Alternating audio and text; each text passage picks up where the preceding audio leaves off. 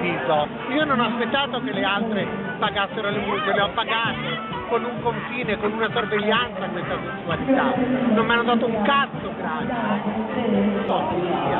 Io so solo che ho fatto marciapiede e grazie a questo marciapiede che i trans hanno potuto avere dei diritti.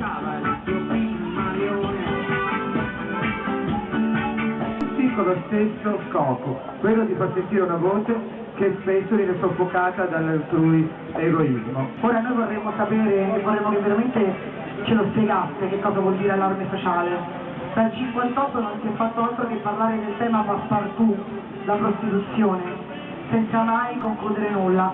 Io vorrei dire solo una cosa, vorrei dire una cosa alla signora Carfagna, che il racket la fa sicuramente più lunga di lei, perché si dilegua. Tanto dopo, tanto clamore le proposte si lasciano cadere e se casualmente diventano leggi ci si dimentica di farle applicare. Grazie.